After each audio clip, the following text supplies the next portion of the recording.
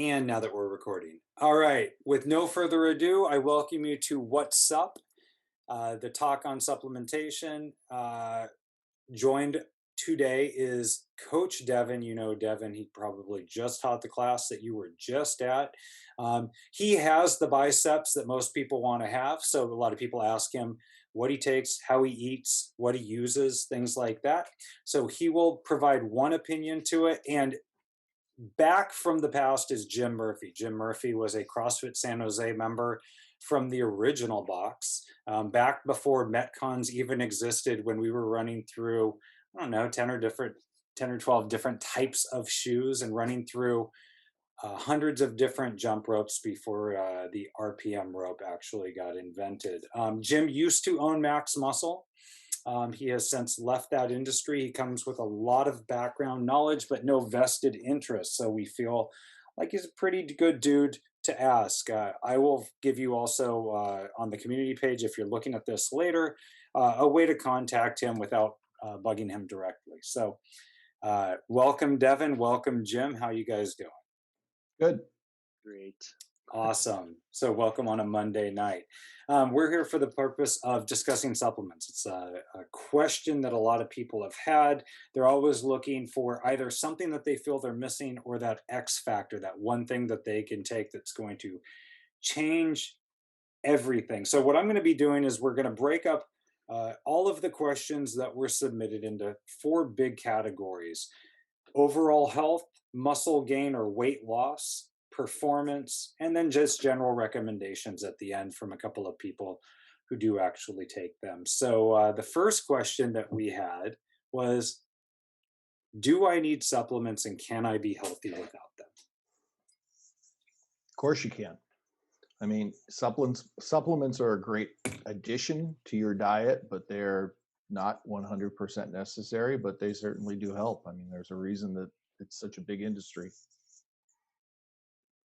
Yeah, I agree. I think supplements are one of those things that in some cases are going to be kind of hard to work around. So a lot of people are probably going to need some level of supplementation to some degree, but always relying on the diet first and foremost, being as good as possible is, the best place to start for sure. You know, one thing to add, I'm sorry, Lance, one thing to add on to what Devin had to say is these are dietary supplements. Supplements are additions to your diet still being first and foremost. What actually are supplements? What are like the category of, like, how does something become a supplement as opposed to a medication? Well, it's funny. I actually looked up the FDA definition just because I wanted to make sure we had it right. The law defines dietary supplements in part as products taken by mouth, so no other way, that contain a dietary ingredient. Dietary ingredients include vitamins, minerals, amino acids, and herbs or botanicals, as well as other substances that can be used to supplement the diet. So it's kind of vague and open, and that's why the industry is so big. So it's kind of funny that you say that. We had someone ask, can I trust them? Can I trust their claims and can I trust their ingredients? So as far as claims go, I mean, they all tell you what they may do. If you ever notice the way they describe it, it's never, it will do this, it may do this, it may help with this. So really the key is to get a reputable brand. Sometimes you'll notice there's a little oval on the side of a container that says USP tested. That is actually third-party testing. It's all about, trusting where you're getting it from. I mean, it's just like food. And if you think about it, I mean, do you trust the farmer's market more than you trust, someplace else that maybe you don't know where the food is necessarily coming from? Yeah. One thing I was going to say too is with the claims, and oftentimes there's always like some research that's tagged to their claims. And it's just good to understand, I think, that a lot of times the research that they do is very limited. Usually it's not from like a long time period. And then also like the people that are being tested are in very controlled groups. So in terms of like simulating real life, doesn't probably do the best job as well. So taking those claims with a grain of salt, I think, is always a good thing, and especially looking for like what Jim said, that little label of approval from the third party company that makes sure that the ingredients list is truly what it says. Well, that doesn't necessarily support the claims, at least gives validity to what's inside of it, though. You know, Definitely. the other thing as to what's inside of it, I know that there have been a couple of we work in the CrossFit world, that there have been a couple of CrossFit athletes that have been busted for anabolic steroid use or some sort of illicit substance that they say was in contaminated protein or contaminated supplements.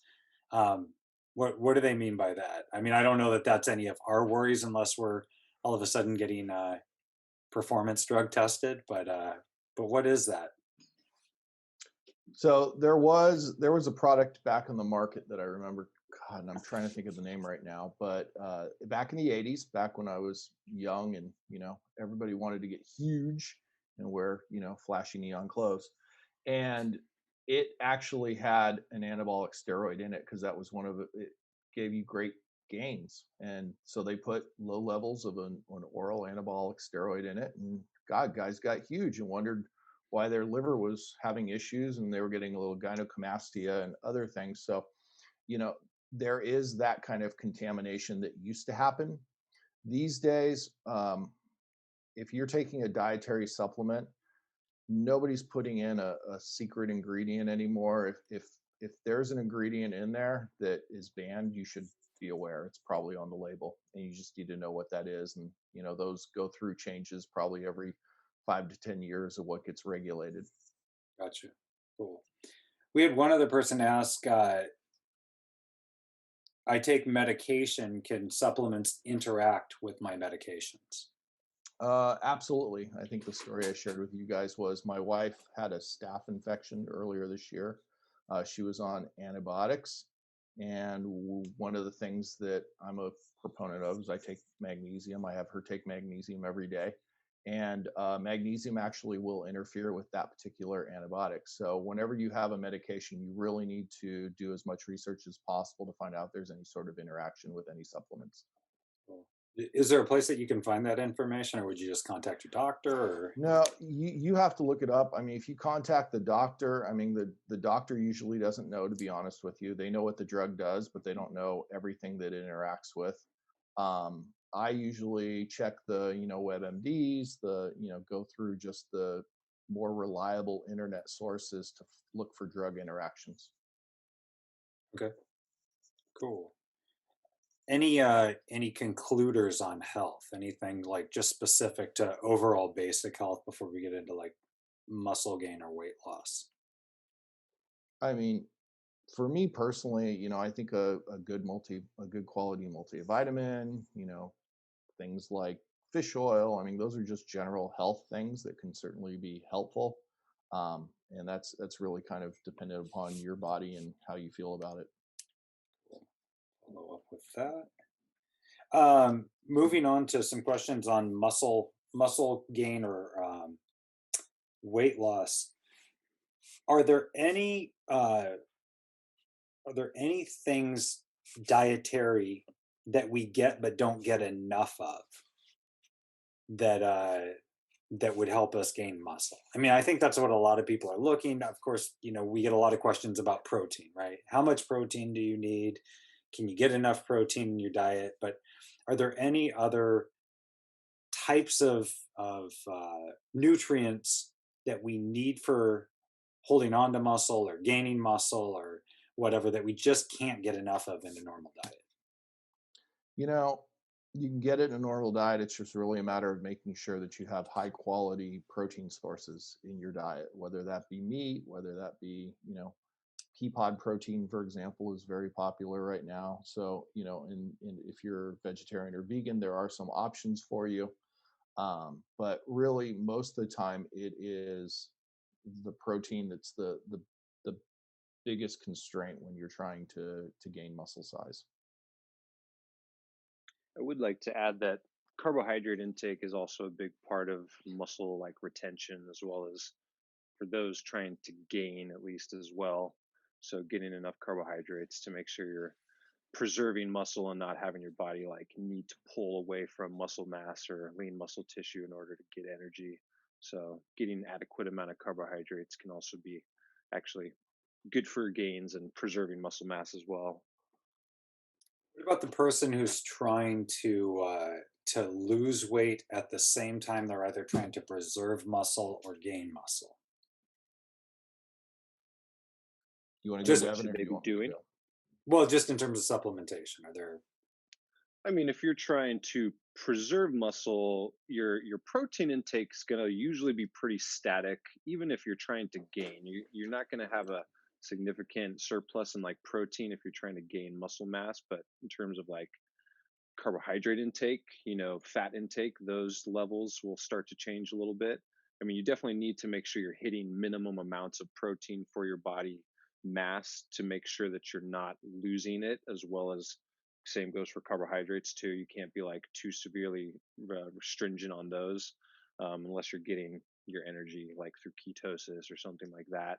So you just want to make sure that you're not shorting that, because then your body will become catabolic and start to pull away from that as it's trying to find more sources of energy.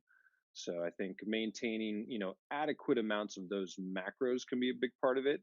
Jim probably maybe has some better suggestions in terms of just supplementation, but making sure that those things are also just being maintained at appropriate levels will help preserve that. So Well, a little deeper into the point, which is like, I guess if one was going to, so a question was what type of protein's good? So if they were going to supplement with the Well, protein powder or one whatever. thing, sorry, one thing I No. would say, Lance, is to get back to that question, the previous question a little bit. Mhm. It was always one of those when I had my shop, somebody come in and say they want to build muscle and lose fat at the same time. And Hell yeah. it's virtually impossible unless you're on some sort of Oh, chemical to do that. You're going to do one or the other. The ideal is that when you're losing body fat, that you're maintaining the lean muscle that you already have. Because to Devin's point, with your body going catabolic, you want to make sure that you're not losing muscle mass. gotcha.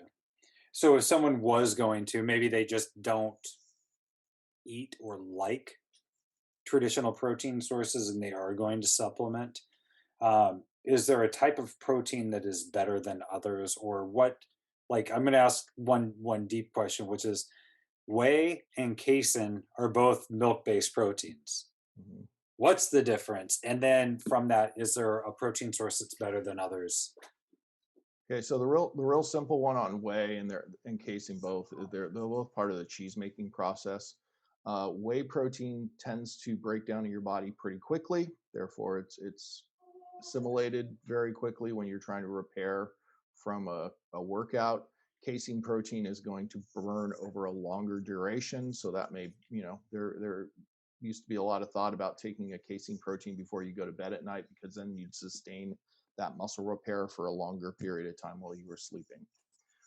As far as what is the best protein, you know, whey protein works great for some people. Casein protein works great for some people. Beef protein, there's protein isolates out there now.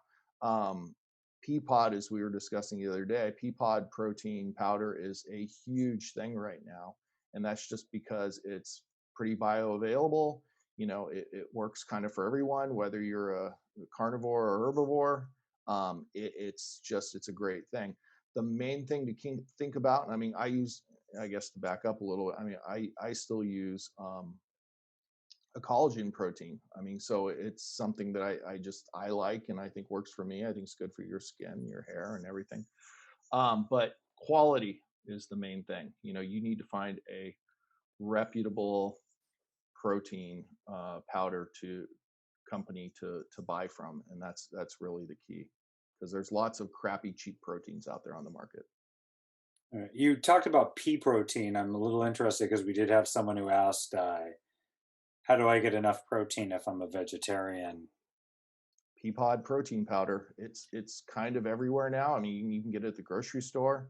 I think Costco even had one that I noticed when I was there.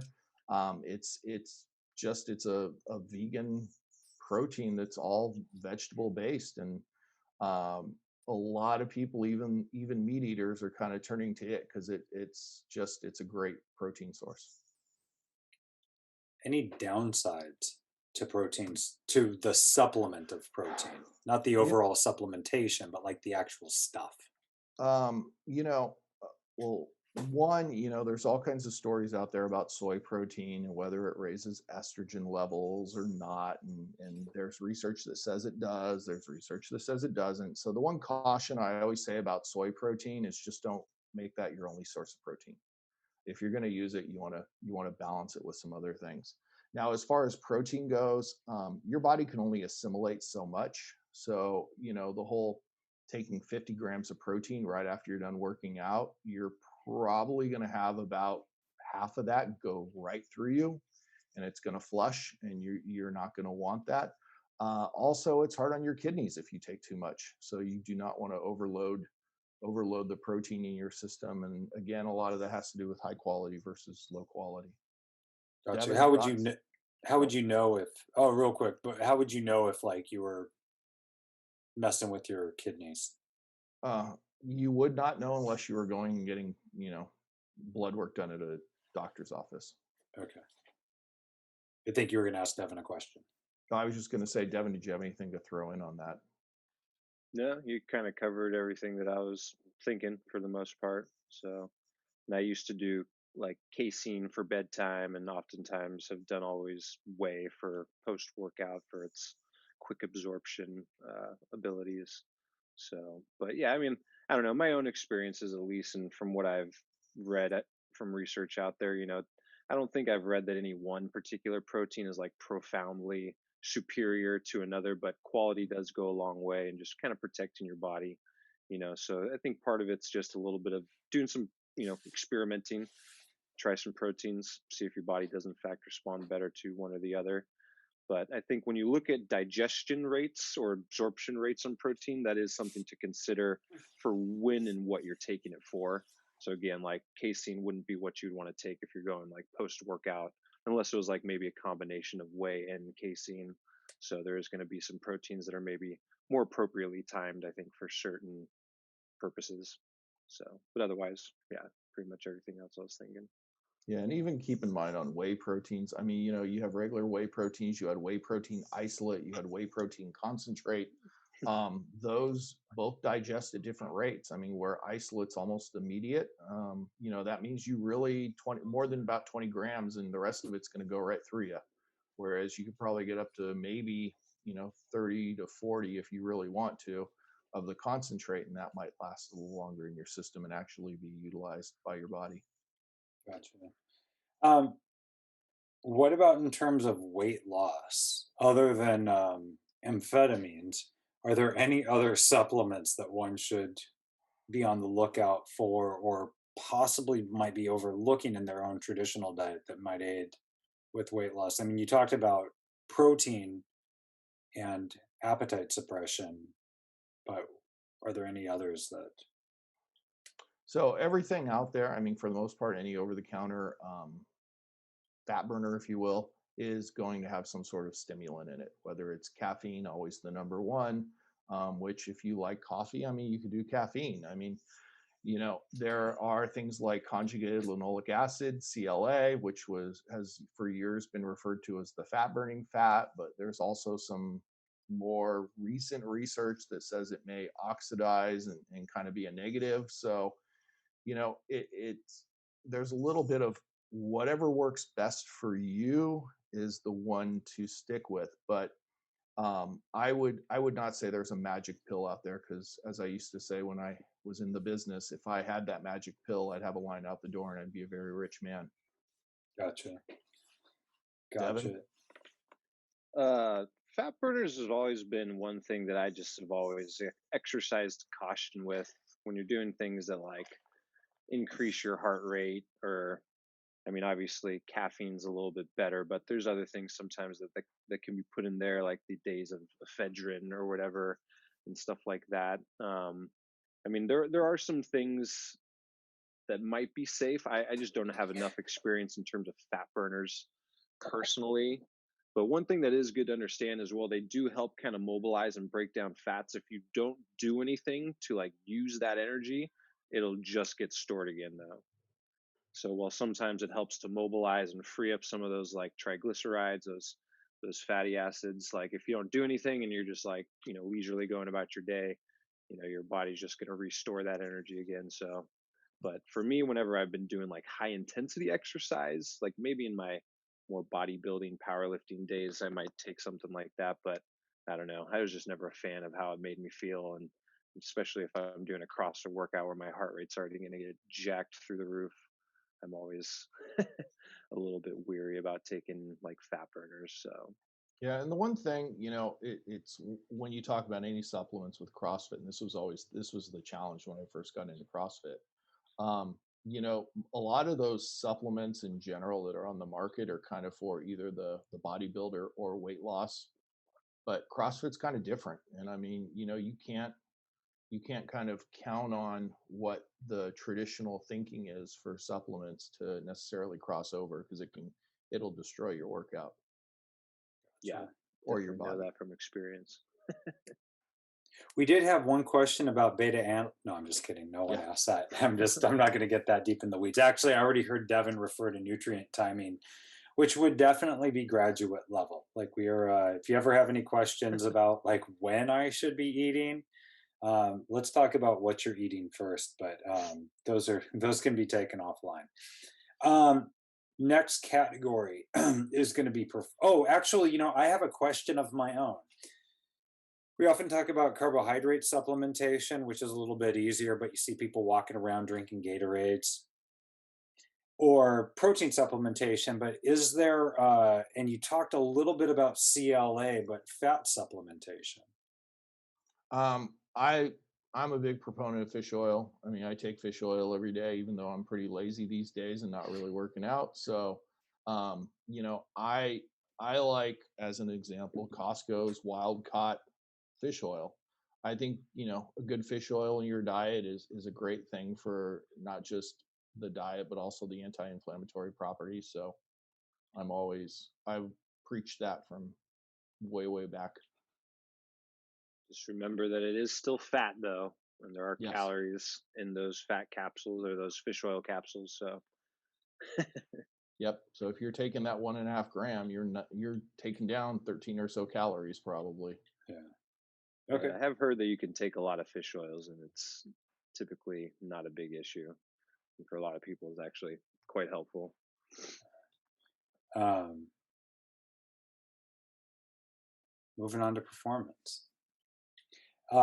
So really the two questions that are asking, you addressed a little bit, which is like what's going to help a CrossFit workout, pre-workouts and post-workouts. Someone asked that when I go into the store, there are a bunch of different pre-workouts. One, do I need them, and what's the difference? So your classic pre-workout drinks were always a combination of caffeine, some sort of nitric oxide booster, which will give you that pump, and then also creatine.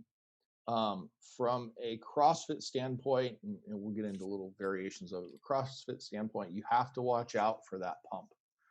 I found that out quick because I was taking supplements that bodybuilders were taking, and if you were just going in and doing your some sort of heavy lift that day, it was great. But if you had a metcon right afterwards, your legs could be so pumped and engorged with blood that you were not moving very quickly. So it could be almost painful to some degree. As far as the caffeine goes, you just have to watch your sensitivity to caffeine. I mean, classic NO Explode product that Rich Froning was 100% behind at one point, it's loaded with caffeine. So you just have to be careful of that. Creatine does help. I mean, creatine is a product that, as long as you're not taking too much of it and you have a good form of it, it's going to definitely help with your workout. It's going to give you some energy. You're gonna feel it when you're taking it versus not taking it. Other products now include things like beta alanine and things that are supposed to keep the lactic acid from building up in your muscles as quickly. I played with those when I CrossFit. They were helpful, but again, it's one of those things that other people, it gives them like an itchy, tingly skin, and that's not something that's going to feel good while you're taking it. So, kind of, a little bit of a trial and error there. But, again, if you notice, what we're really talking about is, maybe having a good cup of coffee before you work out, and that might be just the energy you're looking for. Or Devin, a good thoughts? good night's sleep the night Yeah. before. Yeah, I mean those. I think for like performance, pre-workouts are one of those things. I think you can go either way. I've done, I've talked to a lot of people, and even myself, I've been pretty successful with or without it. I think that there are some benefits though, because I'll do a little bit of caffeine with my pre-workout. It comes with some caffeine, and there's some beta alanine in there, and I feel like those things kind of get me going a little bit and just give me a little like jump start, especially if I'm kind of dragging to get things started. So there can be some benefit there, and if it has some other things like creatine or something to help aid in recovery, I think there can be some value there as well. Because I think as you start to fit like the appropriate products to more of a CrossFit need, recovery is going to be a big aspect of like what you're trying to do is recover better. And that would kind of go for the same things for your post workout. Things like branched chain amino acids, or again, if you're on creatine or glutamine or something that's going to help aid in the recovery. You could even do like intra workout stuff too and play around with carbs pre workout, intra workout carbohydrate intake. I think can also be valuable. Just as simple as taking like a Gatorade during pre and like during your workouts to keep some steady stream of energy going. Could be helpful too for the performance. And then of course get some protein at some point after that workout. Some protein powder I think is pretty appropriate for post workout. Cool. Let's Yeah. actually transition to the post-workout question. What is a post-workout? So in most cases, your post-workout drink is some sort of a branched chain amino acid, maybe a little protein, some glutamine put in there, which is great and anti-catabolic to keep your muscle mass from breaking down.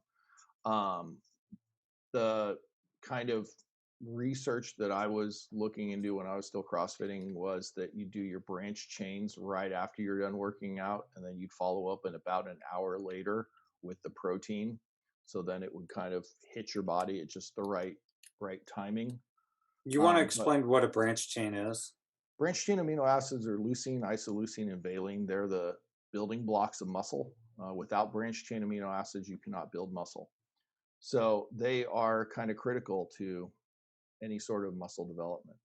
Um, Again, there are high quality and low quality versions of those out there. So you want to be careful what you're getting. I mean, you can buy cheap branch chains on the internet, and think you're doing great, and you're just throwing your money away and probably consuming something that you wouldn't want to necessarily put in your body. I mean, if you want to look, there's a manufacturer. It's a Japanese brand. It's called Agipure, Agipure. They make amino acids for many companies, so it's not like it's a one company, one size fits all. And their amino acids tend to be of higher quality. So, I mean, that would be a good one to look at. Gotcha. Devin, anything? No, I agree with what you said.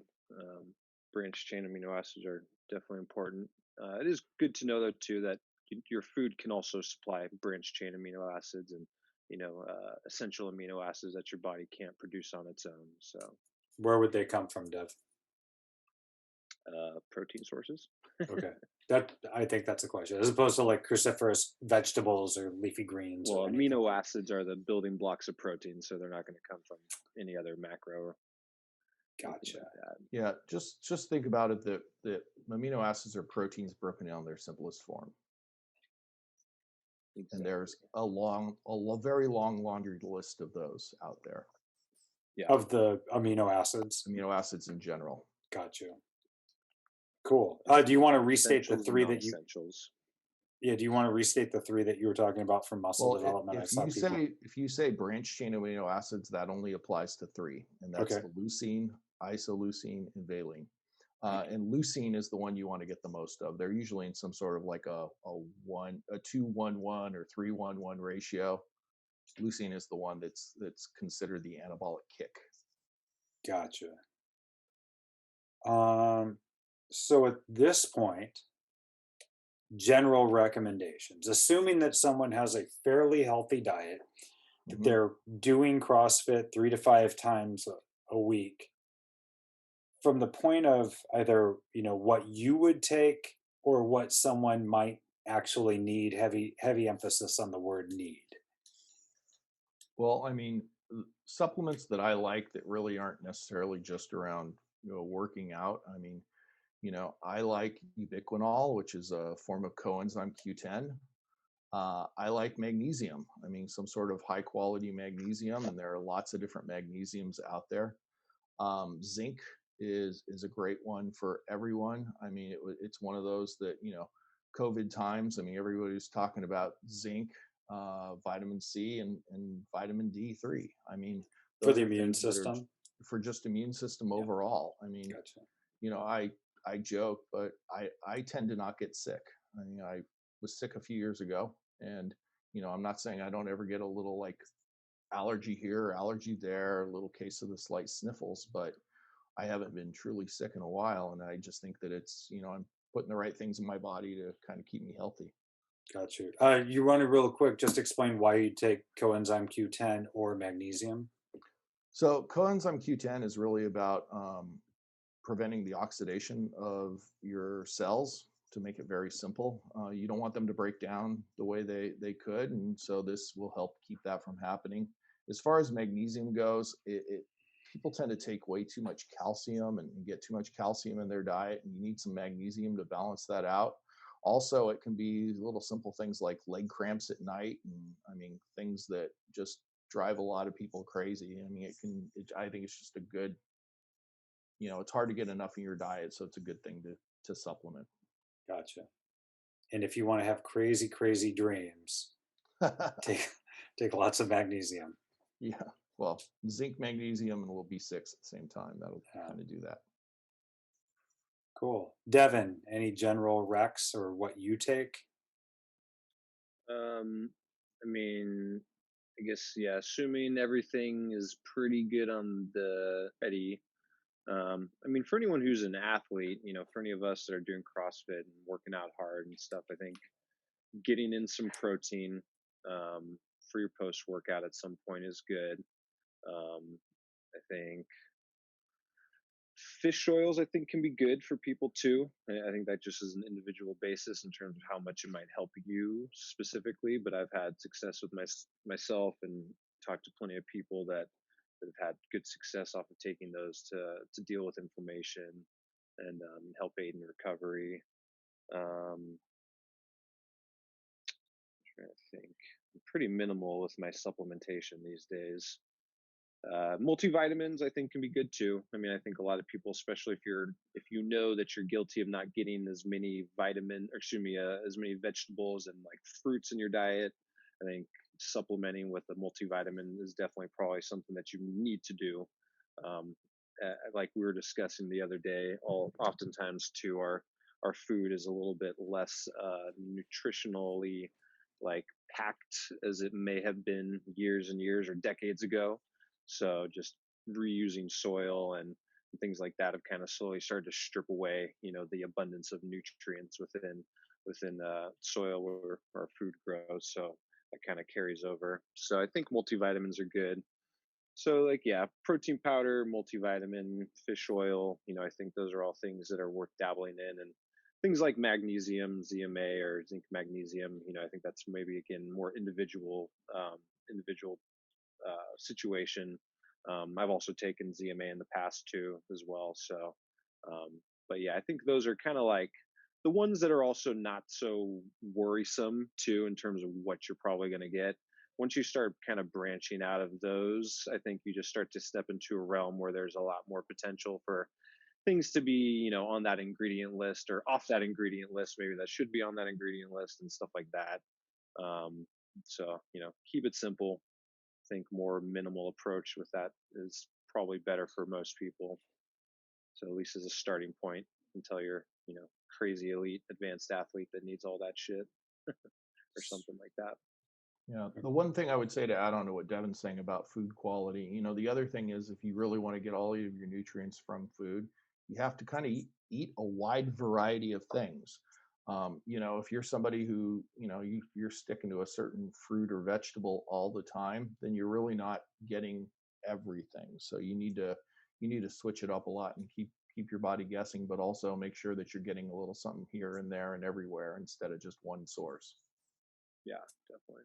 And I will, as the moderator, inject my own thing.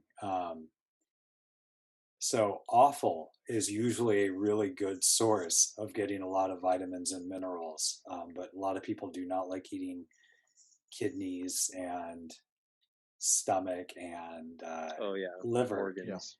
but they're yeah, OFFAL, not, which is often awful. Um, but there are a lot of lines of dehydrated liver, kidney, things like that that have that. So there are other sources. I would also, look at, my thought would be also looking for any kind of like vitamin mineral supplementation that could be traced back to a food and from a place that you trust. So those are just my 2 cents in that.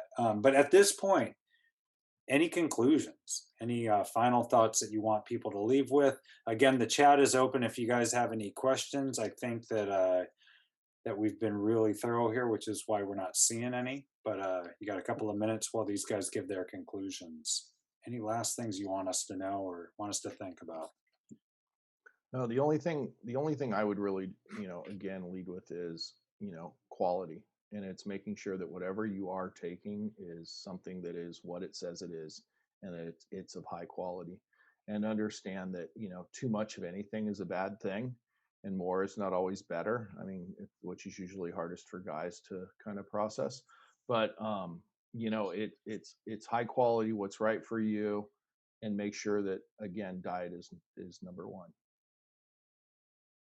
Cool. Devin? Yeah, I would agree. I think that everyone just needs to make sure that they look at supplements as not like some sort of fix to a poor diet or anything like that, and that the diet is first and foremost being looked at. And before you're looking to supplement, just make sure there's no holes, no gaps within your diet. Um, you want to make sure that anything that can be done and filled by wholesome, foods is always going to be probably your best choices first, and then whatever else needs to be supplemented from there, do what you got to do. So Cool. Well, guys, I thank you very much. I thank everyone for attending. Like I said, if you have any follow up questions that you're thinking of, either hit us up, hit us in the chat for the next couple of minutes. We're going to go ahead. I'll stop the recording. We'll hang on for another few minutes. I'll change the ability to unmute yourselves in case you have any questions.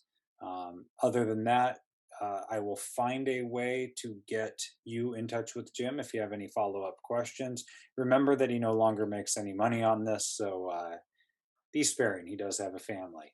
But I do thank you guys for taking this time. I think that this is both in person and on recorded is going to be an extremely beneficial start to most people looking at their nutrition. Well, I am part of the CrossFit Facebook group still, so I can Cool. always be messaged through Facebook. That'd probably be the easiest way. Right on. All right, guys.